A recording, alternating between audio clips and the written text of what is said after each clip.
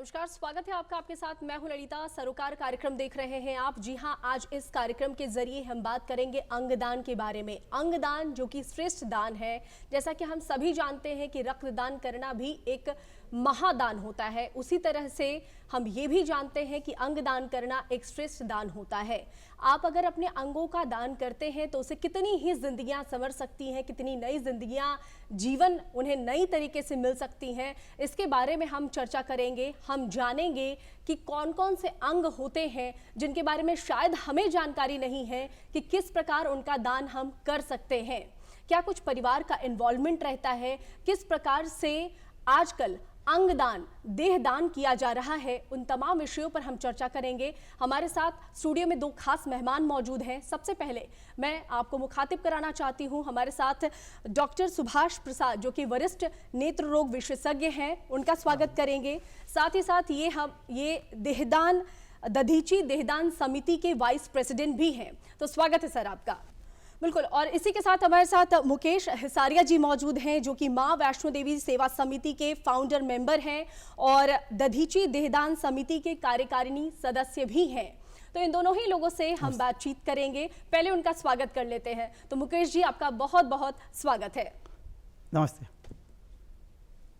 बिल्कुल। तो हमारे साथ दो खास मेहमान मौजूद हैं जिससे हम चर्चा करेंगे अंगदान पर, क्योंकि हम सभी जानते हैं कि अंगदान श्रेष्ठ दान है। लेकिन पूरी तरह से इन तमाम विषयों पर चर्चा करेंगे। ब्रीफ में जवाब लेंगे डॉक्टर साहब से।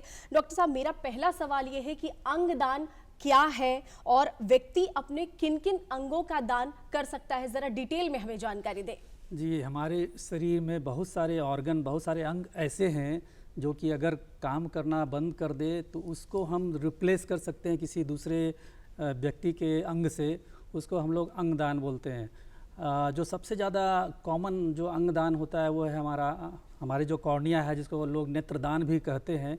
जिससे कि जो कॉर्निया के प्रॉब्लम के चलते जो लोग नहीं देख पाते हैं, उनका कॉर्निया को ट्रांसप्लांट किया जा सकता है, कॉर्निया नया लगाया जा सकता है दानकर्ता के कॉर्निया से। वो एक दान हुआ। और भी जैसे बहुत सारे दान दिया जा सकता है, जैसे कि हार्ट का भी हम लोग ऐसे डोनेट कर सकते हैं, किडनी डोनेट कर सकते हैं, लीवर डोनेट कर सकते हैं, पेनक्रियाज, इंटेस्टिन जो आंत की नली है वो कर सकते हैं, चमड़ा हम लोग कर सकते हैं, बोन मेरो हड्डी कर सकते हैं। इस तरह से ये सब ऑर्गन है जिसको कि हम लोग चाहें तो अपना शरीर से दूसरे को दे सकते हैं। निश्चित रूप से कुछ चीज़ें होती हैं कि मृत्यु उपरांत ही दी जाती है, तो ये अंग जब लिया जाता है दानकर्ता से तो उन लोगों में जाके ट्रांसप्लांट किया जाता है जिनको की ज़रूरत है। इसी को हम लोग अंगदान बोलते हैं। यानी कि डॉक्टर साहब साफ तौर से ये बताने की कोशिश कर रहे हैं कि अंगदान अगर आप किन्हीं को करते हैं तो आप कई नई जिंदगियां दे सकते हैं, कई नई जिंदगियों की शुरुआत कर सकते हैं। यानी कि हमारे एक शरीर से कई नई जिंदगियां पनप सकती हैं, वो आंखों से देख सकती हैं, सांस ले सकती हैं, धड़कन उनकी भी चल सकती हैं। हमारे साथ दधीची देहदान समिति के फाउंडर भी मौजूद हैं, जो कि मुकेश हिसारिया जी हैं। उनसे मेरा सवाल ये रहेगा कि मुकेश जी, अगर कोई व्यक्ति अंगदान करना चाहता है तो क्या प्रक्रिया है? देखिए, हम लोग 2-3 तरीके से इसमें पार्टिसिपेट कर सकते हैं। दधीची देहदान समिति के माध्यम से हम लोग संकल्प पत्र भर सकते हैं, और संकल्प पत्र भरने के बाद या दधीची के अलावा हम लोग के पास जो मेडिकल हॉस्पिटल है उसमें देहदान का हम लोग फॉर्म भर सकते हैं। आई डोनेशन के लिए कोई संकल्प पत्र नहीं भी भरा हुआ है, आखिरी समय में भी अगर परिवार के लोग तैयार होते हैं नेत्रदान करने के लिए, तो वो पटना में IGMS, पटना में PMCH में, भागलपुर मेडिकल कॉलेज और दरभंगा, ये 4 जगह आप कहीं भी किसी को एक टोल फ्री नंबर है उनका, उस पर आप नेत्रदान की प्रक्रिया को पूरा कर सकते हैं। बिल्कुल। तो यानी कि ये मुकेश हिसारिया जी बता रहे हैं कि कई एक जगह अलग अलग सरकार की भी तमाम योजनाएं जो चलती है उसके तहत भी आप अंगदान कर सकते हैं। डॉक्टर साहब हमारे साथ खुद ही मौजूद हैं, डॉक्टर सुभाष प्रसाद, उनसे हम बातचीत करते हैं। डॉक्टर साहब, सरकार की अगर हम योजनाओं की बात करें या सरकार के अगर हम नॉर्म्स की बात करें तो किस प्रकार से लोग अंगदान कर सकते हैं, जरा आप हमें सरकारी तरीका बताएं। जी, एक इसमें बहुत ही इम्पोर्टेंट बात जो मुझे कहनी है कि आखिर क्यों हम लोग को दान करनी चाहिए। बिल्कुल बिल्कुल। हम लोग को अपने ऑर्गन डोनेशन क्यों करना चाहिए, तो मैं आपको बता दूं कि हमारे देश की जनसंख्या इतनी ज़्यादा है, फिर भी हमारे कई लोग हैं जो कई बीमारियों से ग्रसित होकर मरते हैं, या कई जो ब्लाइंड हैं जो नहीं देख पाते हैं, उनको चाहते हुए भी ना ऑर्गन मिल पाता है ना कॉर्निया मिल पाता है। तो there is a huge gap, मतलब ये कहें कि डिमांड सप्लाई में बहुत ज़्यादा डिमांड है जब सप्लाई ना के बराबर। कारण हम लोग अवेयर नहीं हैं, हम लोग नहीं चाहते हैं कि मृत्यु उपरांत, जो कि ऐसे भी शरीर हम लोग का नष्ट होने वाला है, अगर उसमें से कुछ ऑर्गन निकल के नीडी आदमी में चला जाए तो वो उसके लिए कितना बड़ा लाभकारी होगा। इसी वजह से ये दान करना बहुत ज़रूरी है। और इस दान के बारे में प्रक्रिया जैसे बताया कि सरकार के द्वारा बहुत सारे जो बहुत संस्थाएं काम करती है, उसमें एक नोटो बोल के है जो national organisation for transplant and tissue organisation है, और उसका ब्रांच हर स्टेट में होता है। तो वो है कि निगरानी या एक तरह से कहें कि मॉनिटर करता है कि ये हमारे प्रदेश में कितने प्रॉब्लम है और कहाँ कहाँ डोनेट किया जा सकता है। तो इसके माध्यम से आप है कि जहाँ जहाँ पे ये सुविधा उपलब्ध है, जैसे कि आई बैंक की सुविधा उपलब्ध है आईजीएमएस में, अब है कि ब्रेन डेथ का भी डिक्लेरेशन आईजीएमएस में होने लगा है। तो इसमें एक बात होती है कि जो जैसे कि अभी बात हुई कि हार्ट का ट्रांसप्लांट या हार्ट डोनेट कैसे कर सकते हैं, किडनी, लीवर या जो लंग, तो किडनी तो है कि जीवित लोग भी कर सकते हैं, इवन लीवर भी जीवित लोग कर सकते हैं, क्योंकि एक किडनी पे भी आदमी जिंदा रह सकता है। लेकिन जो मृत्यु उपरांत जैसे कि हार्ट ट्रांसप्लांट हुआ या आपका जैसे कि लीवर वगैरह, जो मृत्यु उपरांत जैसे ब्रेन डेथ के बाद होता है, तो ब्रेन डेथ के लिए भी एक नियम है। उसमें है कि बिहार में इंदिरा गांधी अस्पताल में आयुर्विज्ञान संस्थान में ब्रेन डेथ कमेटी है। तो वहाँ पे कोई अगर एक्सीडेंटल डेथ होता है या कोई होता है, ब्रेन डेथ का मतलब हुआ कि जो आदमी ब्रेन जिसका कि काम नहीं कर रहा बट लेकिन वो सारा वेंटिलेटर पे सारे ऑर्गन काम कर रहे हैं, उन लोगों का ऑर्गन को निकाल के हम लोग जिनको ज़रूरत है उनको दे सकते हैं। तो ये चीज़ें हैं सो हमारे प्रदेश में अब बहुत अच्छी तरह से काम कर रही है, और कई लोगों का ट्रांसप्लांट, हार्ट ट्रांसप्लांट भी यहाँ से हुआ है, यहाँ से बाहर भी गया है। तो ये सुविधा हमारे स्टेट में है, लेकिन लोगों को आगे आने की ज़रूरत है। बिल्कुल। तो मुकेश सरिया जी, मेरा अगला प्रश्न आपसे रहेगा। आप माँ वैष्णो देवी सेवा समिति से भी जुड़े हुए हैं, तो हमने कोविड के समय भी देखा, लगातार कई बार ये देखते हैं कि रक्तदान में माँ वैष्णो देवी सेवा समिति जो है वो हमेशा ही अग्रसर रहती हैं। तो जब आपके पास रक्तदान करवाने के लिए कोई पहुँचता है, तब आप लोग किस तरह से उन्हें अंगदान के लिए प्रेरित करते हैं? देखिए, हम लोग के पास ये अगर अंगदान की बात हम लोग करते हैं तो अंगदान का पहली प्रक्रिया है कि पहले देने का जज्बा होना चाहिए। तो आप जीते जी अगर रक्तदान की बात करते हैं हम लोग, जीते जी अगर रक्तदान की बात करते हैं हम लोग, अगर रक्तदान देने का जज्बा अगर आपके अंदर आ गया तो निश्चित रूप से आप फिर अंगदान के प्रति आगे अग्रसर हो जाएंगे। अंगदान में हम लोग नेत्रदान की बात करते हैं, हम लोग एक मुक्ति रथ के द्वारा ससम्मान अंतिम स्थल तक हम लोग भेजते हैं जिनके यहाँ देहांत होता है। जैसे ही हमारे पास उसकी बुकिंग आती है, अगर वो करीबी व्यक्ति रहा तो उनसे हम लोग आग्रह करते हैं कि अगर आपके पिताजी या आपकी माताजी या परिवार में किनका देहांत हुआ है, अगर संभव हो तो नेत्रदान करें। लगभग 500-600 लोग क्यू में हैं पीएमसीएच में, आईजीएमएस में, जिनको आंखें क्रोनिया की वजह से ब्लाइंडनेस है, उनको अगर अपने नेत्रदान के द्वारा हम लोग उनको आंखें दे सकते हैं तो उस माध्यम से लोगों को प्रेरित करके हम लोग उनका नेत्रदान करवाने में सफल रहे हैं। अभी तक लगभग 620 से ऊपर नेत्रदान हो चुका है, लगभग 1200 लोगों को आंखें मिली हैं इस नेत्रदान के जरिए। अभी तक 2 लोगों का अंगदान हुआ है। हिलसा के प्रतीक जी का, सौरभ का अंगदान हुआ है, लीवर किडनी कहीं कहीं गया है पूरे दिल्ली बॉम्बे, और एक प्रतीक पूर्णिया का है, उस बच्चे को के जज्बे को हम लोग सलाम कर रहे हैं, उसका अंगदान हुआ है। लगभग 6 बॉडी डोनेशन हुआ पटना में, 1 बॉडी डोनेशन हम लोग पूर्णिया में यहाँ दरभंगा में हुआ। तो इस तरह ये आंकड़ा है। जब लोग ससम्मान गाड़ी की बात करते हैं, मुक्ति रथ की बात करते हैं हम लोगों से, तो अब हम लोग उनको प्रेरित करते हैं कि आप आई डोनेशन की तरफ आगे बढ़ें, और इस माध्यम से हम लोग आई डोनेशन और करवाने में सफल रहते हैं। इसलिए अगर आप डरते हैं किसी चीज़ के बारे में सोचने में, तो पहले रक्तदान कीजिए। एक बार आपका दिल खुलेगा तो आपको पता आएगा कि अगर आप रक्तदान कर रहे हैं तो जितनी खुशी सामने वाले को आप दे रहे हैं, उतनी खुशी 10 गुना ज़्यादा आपके पास वापस आ रही है। तो आप रक्तदान के जरिए एक बार देने का आदत डालिए, और निश्चित रूप से अगर मरणोपरांत नेत्र से अगर आपकी आंखें किसी दूसरे को नेत्र रोशनी दे रही है, श्रीलंका एकमात्र ऐसा देश है जहां क्रोनिया की वजह से ब्लाइंडनेस नहीं है, वहां इतना ज़्यादा नेत्रदान होता है कि वहां का क्रोनिया वो दूसरे देश को गिफ्ट में देता है। बिल्कुल मुकेश जी, बहुत ही बेहतर बात आप ये बताने की कोशिश कर रहे हैं कि अगर आप में जरा सी भी झिझक है अंगदान को लेकर के, देहदान मैं एक बड़ा शब्द इस्तेमाल कर रही हूं, उस पर भी हम चर्चा करेंगे। अगर अंगदान को लेकर जरा से भी झिझक है आप में, तो मुकेश जी ने बड़ी बेहतर बात कही है कि सबसे पहले आप रक्तदान शुरू करें। रक्तदान अगर आप करेंगे वो खुद में एक महादान है। फिर जब आपको अंगदान करने का मन करे तो आप अंगदान के लिए भी प्रेरित है, कोशिश करें। डॉक्टर साहब, मेरा अगला प्रश्न ये रहेगा कि अंगदान कौन कर सकता है? क्या 18 वर्ष से कम उम्र के लोग या 18 वर्ष के लोग, उससे ज़्यादा के उम्र के लोग अंगदान कर सकते हैं? कोई खास उम्र होती है उसकी? नहीं, अंगदान तो कोई भी आदमी, किसी भी उम्र के लोग कर सकते हैं। बस कुछ बीमारियां उनको नहीं होनी चाहिए, कुछ ऐसी बीमारियां जिससे कि इन्फेक्शन फैलने का खतरा दूसरे को रहे, या कोई कैंसर की बीमारी हो, इस तरह की बीमारी उसमें ना हो, तो ये कोई भी व्यक्ति कोई भी अंग अपना दान कर सकता है, उसके लिए प्लेज कर सकता है। और जो डॉक्टर अंत में डिसाइड करते हैं कि इनके बॉडी से हम लोग क्या क्या ऑर्गन ले सकते हैं कि नहीं ले सकते, ये अंत में डिसाइड होता है। लेकिन सबसे पहले तो आपकी इच्छा होनी चाहिए, इच्छा होने के बाद ही आगे कुछ प्रक्रिया बढ़ सकती है। बिल्कुल मुकेश जी, मेरा अगला प्रश्न ये है आपसे कि क्या अंगदान करने के लिए किसी प्रकार के शुल्क लगता है? इसके बारे में ज़रा हमें बताएं। अगर अंगदान कोई करना चाहता है, आप लोग अगर रजिस्ट्रेशन करवाते हैं या फॉर्म भरवाते हैं, तो क्या किसी प्रकार का शुल्क भी देना पड़ता है या फिर परिवार को कुछ देना पड़ता है? बिल्कुल निःशुल्क है। उल्टे हम लोग ये दधीची देहदान समिति देहदानी परिवार को 1 लाख रुपए की राशि, प्रोत्साहन राशि इसको बोलते हैं, एक प्रोत्साहन राशि हम लोग जरूर जाके सम्मान स्वरूप देते हैं। और हम लोग जाकर उनको सम्मान देते हैं। कहीं किसी लेवल पे पैसे का कोई लेन देन किसी भी केस में, ना रक्तदान के केस में और ना अंगदान देहदान के केस में, ना नेत्रदान के केस में, आप लोग ध्यान रखें, किसी रूप में किसी तरह के किसी शुल्क का कोई वास्ता नहीं है इस तरह के पुण्य कार्य में।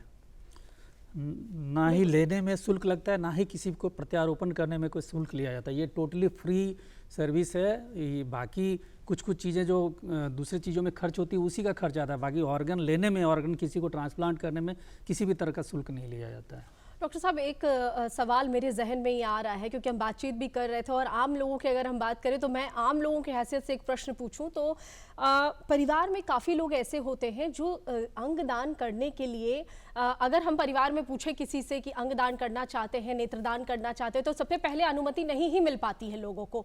तो वैसे में ज़रा हमें ये बताएं कि अगर कोई नेत्रदान करता है, कोई एक व्यक्ति, अगर मैं नेत्रदान करती हूँ तो मैं कितने लोगों को रोशनी दे पाऊँगी? देखिए, कॉर्निया जो होता है आँख का, एक्चुअली नेत्रदान के बारे में सबसे पहले बता दें कि इसे पूरी आँख नहीं निकाली जाती है, ना ही पूरी आँख लगाई जाती है।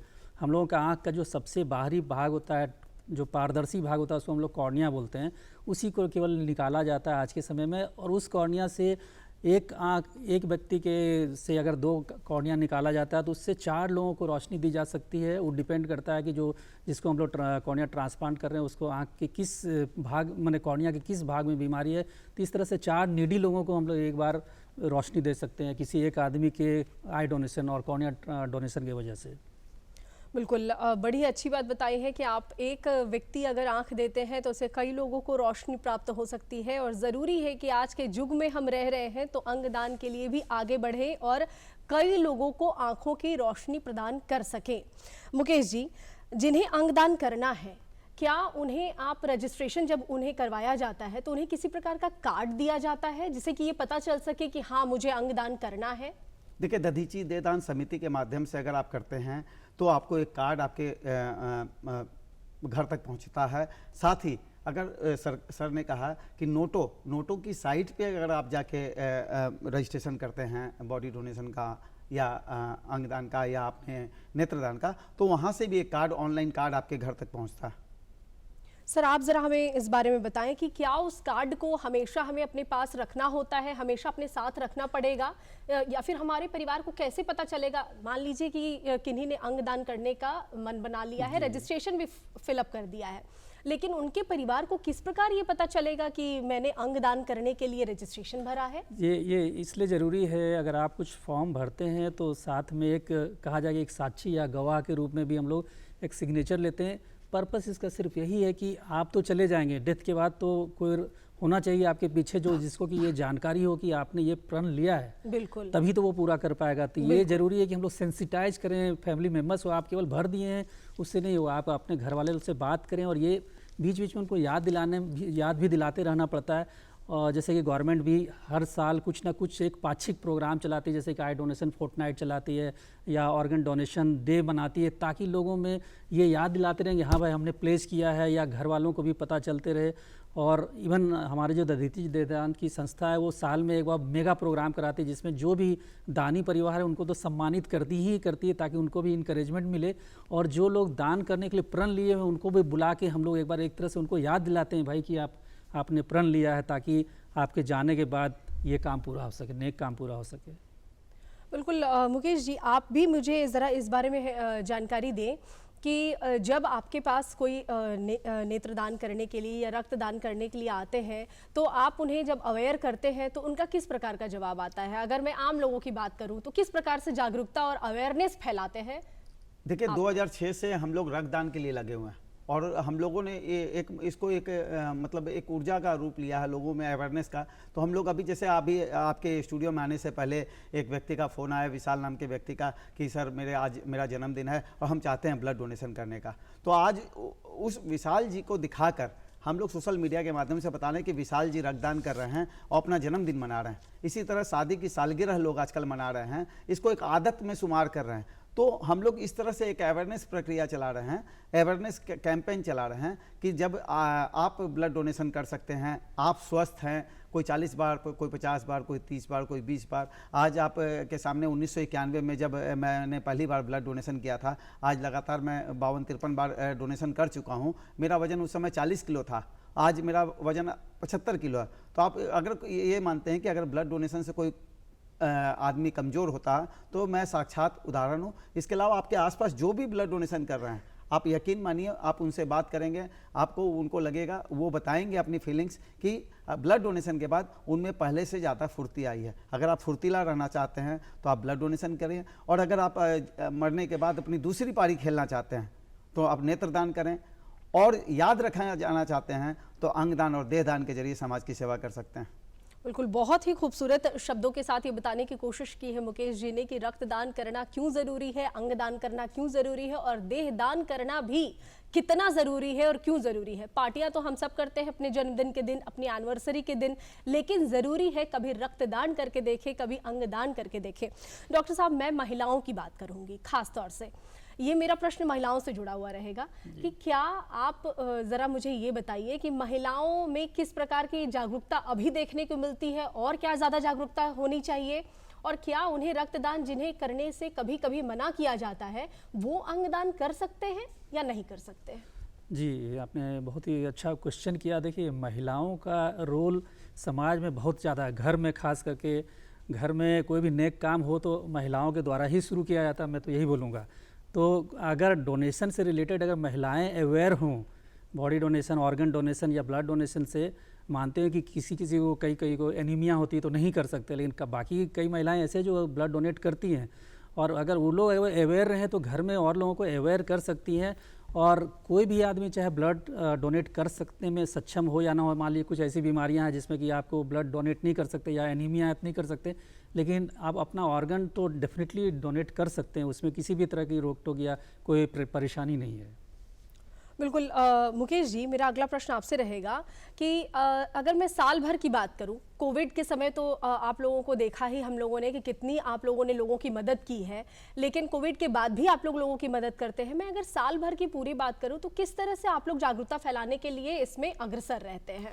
देखिए, हम लोग जो सोशल मीडिया आज हर घर तक पहुंच जाते हैं, हम लोग हर जगह पहुंच पा रहे हैं, आपके माध्यम से पहुंच पा रहे हैं। तो हम लोग का सिर्फ एक ही मिशन होता है कि अगर हम लोग कुछ भी शेयर करें तो उसमें हम लोग एक प्रेरणा स्रोत बन पाए। हम लोग के साथ हम लोग के आइडियल डॉक्टर साहब हैं, डॉक्टर सुभाष सर हैं। इनके बारे में आपको बता दें कि डॉक्टर साहब के बारे में आपको बता दें, ये हर जन्मदिन पे अपना ब्लड डोनेट करते हैं, बगैर किसी को परिचय दिए हुए चुपचाप जाते हैं और किसी ब्लड बैंक में जाके ब्लड डोनेशन करते हैं। साथ में कल हम लोग के यहाँ माँ ब्लड सेंटर में एक ब्लड डोनेशन कैंप था। कई महिलाएं अपने पति के साथ ब्लड डोनेशन करने के लिए आई थी। जनरली महिलाएं मना करती हैं अपने पति को, माहौल बदल रहा है, चीज़ें बदल रही हैं। कल कई महिलाओं भाभियों से हमने पूछा कि आपने पति को मना नहीं किया, बोला इस काम में हम मना नहीं करते हैं, और देखिए आज हम भी ब्लड देने आए हैं। तो चीज़ें बदल रही हैं, सोशल मीडिया के माध्यम से बदल रहा। हर कोई अब पीड़ित चेहरे पे मुस्कान लाने में सहभागी बन रहा है। बिल्कुल वापस मैं ये कहना चाहूँगी कि बड़ी खूबसूरत शब्द मुकेश जी ने कही है। ये इसलिए खूबसूरत है क्योंकि मुकेश जी बताने की कोशिश कर रहे हैं कि पहले लोगों को जिन चीज़ों से मना किया जाता था, जिन चीज़ों के लिए परेशानी हुई करती थी, अब उन चीज़ों के लिए परेशानी नहीं होता है। अब लोग खुद से आते हैं ब्लड डोनेट करने के लिए। और एक चीज़ और, पहले भगवान के दान के डब्बे में हम पैसा दबाकर डालते थे, अब जो हम रक्त दान करते हैं वो भी आप छुप कर करते हैं, जैसा कि डॉक्टर साहब हमारे सामने एक मिसाल है।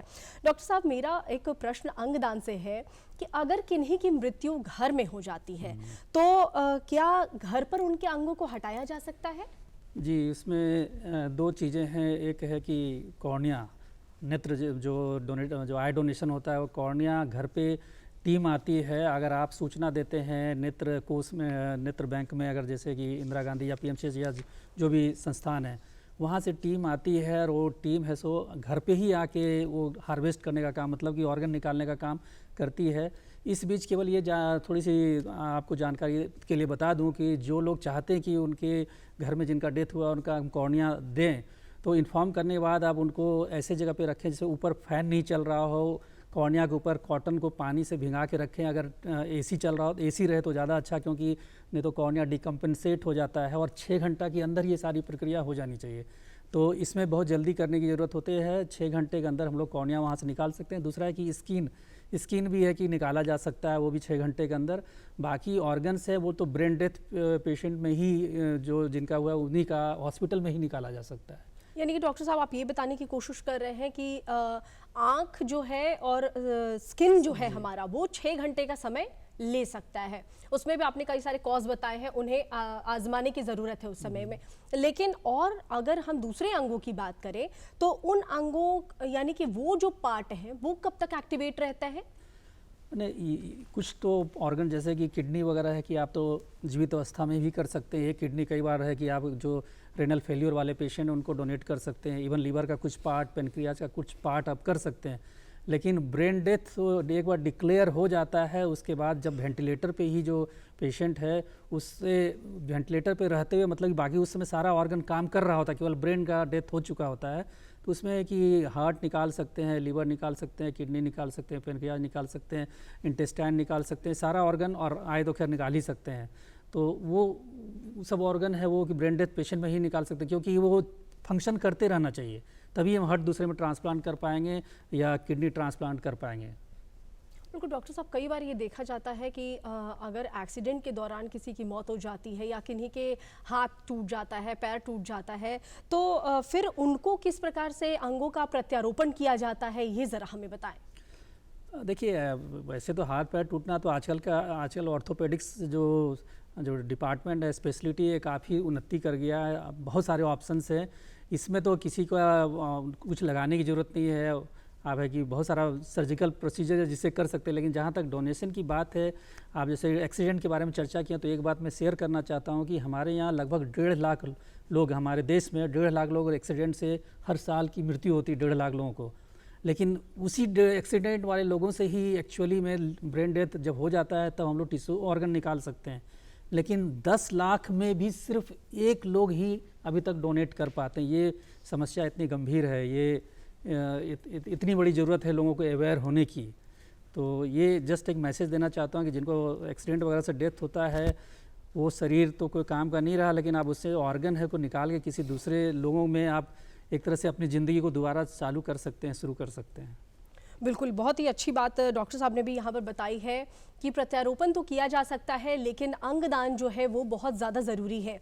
मुकेश जी, मेरा अगला प्रश्न ये आपसे है कि आपने हमें बताया कि अगर कोई रजिस्ट्रेशन फॉर्म आपके यहाँ भरता है और वो अंगदान करना चाहता है तो उसे इन्फॉर्म किस प्रकार से करते हैं आप लोग, लेकिन परिवार जो है वो कितना सपोर्ट करता है, ज़रा इसके बारे में हमें बताएं। परिवार कैसे इन्फॉर्म करता है? देखिए, एक तो कई लोग अपने जो परिवार के जो लोग बिछड़ते हैं, कई लोग उनकी वो अपने परिवार के सदस्य को बोल के जाते हैं कि भाई मेरे जाने के बाद ये काम करना। तो परिवार के लोग उनकी इच्छाओं को पूरा करने का हर संभव प्रयास करते हैं। तो परिवार के लोग जिम्मेदार होने के नाते अपने उस व्यक्ति के लिए वो तुरंत खबर करते हैं और टीम तुरंत रवाना होती है। आई डोनेशन के लिए आईजीएमएस की टीम रवाना होती है, पीएमसीएच की टीम रवाना होती है। और अंगदान का जो ब्रेन डेड के केस में डॉक्टर साहब बता रहे हैं, ब्रेन डेड कमेटी है आईजीएमएस में, वहाँ वो लोग डिसाइड करते हैं कि इनका अंगदान होना है कि नहीं होना है। देहदान के लिए आपको जो मेडिकल हॉस्पिटल है जहाँ बच्चे मेडिकल के लिए पढ़ाई कर रहे हैं, जो देहदान जिनका होता है, अभी तक कुल 7 बॉडी डोनेशन हुआ है बिहार में, 6 आईजीएमएस में, 1 दरभंगा मेडिकल कॉलेज में। ये 7 बच्चों के पढ़ने के काम में आ रहा है। तो हम लोग एक ही कहते हैं कि परिवार के लोग अब जागरूक हो गए हैं। अब जो व्यक्ति धरती छोड़ता है उनकी इच्छा का सम्मान करते हुए सबसे पहले वो हमारे पिताजी की इच्छा, हमारी माताजी की इच्छा, हमारे परिवार के सदस्य की इच्छा थी कि बॉडी डोनेशन होता है, तो अब बहुत ज़्यादा एक्सरसाइज करने की ज़रूरत नहीं होती है। और एक चीज़ आपके माध्यम से बता देते हैं कि व्यक्ति, जब डॉक्टर साहब ने बताया कि हम लोग जब संकल्प पत्र भरवाते हैं उसमें 2 विटनेस का साइन होता है और रजिस्टर्ड होता है। एक चीज़ और ध्यान रखें कि अगर आपने संकल्प पत्र भरा, आखिरी कारणों में, आखिरी समय में परिवार का एक सदस्य मना कर देगा, तब भी ये डोनेशन रुक सकता है। इसका मतलब अगर आपने संकल्प पत्र भरा, किसी कारण से अगर परिवार में सहमति नहीं बन रही है, तब भी आप रुक सकते हैं और रोक सकते हैं उसको। तो जिस तरह अगर आप जिम्मेदार होने के नाते आप फ़ोन करके अगर आप अंगदान और देहदान की प्रक्रिया को अंजाम दे रहे हैं, नेत्रदान की प्रक्रिया को अंजाम दे रहे हैं, एक जरा सा भी संशय आपके दिमाग में है तो आप उसको आखिरी समय में रोक भी सकते हैं। बिल्कुल डॉक्टर साहब, ब्रेन स्टेम डेथ जो कहा जाता है, तो उसके बाद सहमति कौन देता है? अगर किन्हीं की डेथ हो गई तो उसके बाद सहमति किस प्रकार? निश्चित रूप से उसके परिवार के किसी एक व्यक्ति को ही देना पड़ता है। जो अगर माइनर है तो उसके माँ पिताजी हुए, अगर वाइफ है तो हस्बैंड, इस तरह से मतलब उनके जो इमीडिएट जो इम्पोर्टेंट जो रिलेटिव्स हैं वही दे सकते हैं। अगर नहीं अगर हो तो ये प्रक्रिया थोड़ी सी जटिल जरूर हो जाती है, क्योंकि इन्फॉर्मेशन और कंसेंट होना बहुत ज़रूरी होता है। बिल्कुल डॉक्टर साहब, हमने बात किया रक्तदान के बारे में भी बात किया। वैसे हमारा टॉपिक अंगदान है, लेकिन हमने रक्तदान के बारे में भी बात किया क्योंकि रक्तदान भी बहुत ज़्यादा ज़रूरी है, अंगदान भी बहुत ज़रूरी है और देहदान भी बहुत ज़रूरी है। जैसे कि हमने ऑफ कैमरा भी बात किया था डॉक्टर साहब से, तो डॉक्टर साहब ने ये बताया था कि देहदान भी इन दिनों लोग जो हैं वो करना चाहते हैं। तो डॉक्टर साहब, देहदान जो है, जब देहदान करवाते हैं तो ऐसा तो हमें मुकेश जी ने बताया कि मेडिकल के जो स्टूडेंट्स होते हैं उनके काम में आता है, लेकिन देहदान किस प्रकार करवाया जाता है, उसकी प्रक्रिया क्या होती है, ज़रा बताएं हमें। देहदान के बाद जैसे कि मुकेश जी ने बताया कि एक तो आप जब पहले तो वो पहले से ही सहमति दिए हुए होते हैं, और घर वाले अगर चाहें डेथ के बाद कि नहीं हम लोग चाहते हैं डोनेट करना, तो एक्चुअली यहाँ पे जैसे कि अभी फ़िलहाल इंदिरा गांधी इंस्टीट्यूट में एनाटॉमी डिपार्टमेंट में खबर की जाती है, या तो हम लोग के थ्रू खबर की जाए दधीची के थ्रू, या तो डायरेक्ट खबर की जा सकती है। फिर एनाटॉमी डिपार्टमेंट वाले बहुत ही सम्मानपूर्वक वो बॉडी को रिसीव करते हैं, वहाँ पे श्रद्धांजलि दी जाती है फूल मालों से, और काफ़ी एक प्रार्थना सभा होती है, इज्जत और सम्मान दे के पूरा उस बॉडी को अंदर ले जाया जाता है। और उस बॉडी को है कि एनाटॉमी डिपार्टमेंट में जो स्टूडेंट्स हैं फर्स्ट ईयर के, जो एमबीबीएस स्टूडेंट, जो कि बॉडी में हमारा बॉडी का स्ट्रक्चर क्या है, कौन सा ऑर्गन कहाँ पे है, कौन सा टिश्यू कहाँ, कौन सा नर्व, कौन सा बोन, कैसे, इसकी पढ़ाई एक्चुअली साक्षात अगर देखना है तो मानव शरीर से अच्छा कोई चीज़ नहीं है। तो आजकल बॉडी बहुत कम हो जा रहा है, लेकिन अगर कोई स्वेच्छा से बॉडी डोनेट करते हैं तो उन लोगों को पढ़ाई में आगे बहुत सुविधा होगी। ये हम लोग लोगों से अपील करते हैं कि मृत्यु उपरांत देहदान कर सकें तो बहुत अच्छी बात है। बिल्कुल, बहुत ही छोटे शब्दों में मैं आपसे भी मुकेश जी ये कहना चाहूँगी कि आप लोगों से क्या अपील करेंगे, बड़े ही छोटे शब्दों में। देखिए, ध्यान रखिए, पैसा आपके परिवार को खुश रख सकता है, कर्म समाज के साथ साथ आपके परिवार को भी खुश रख सकता है। तो पैसा आपके साथ ऊपर नहीं जाएगा, कर्म आपके साथ ऊपर जाएगा।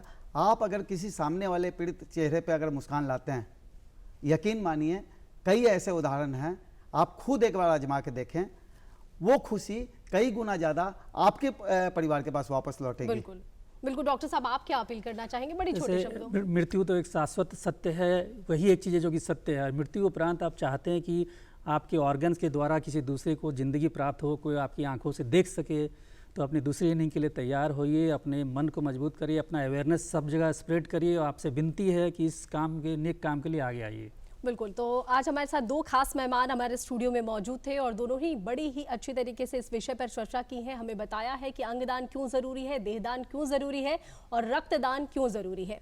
आप बने रहें बिहार दूरदर्शन के साथ। मुझे दीजिए इजाज़त। नमस्कार।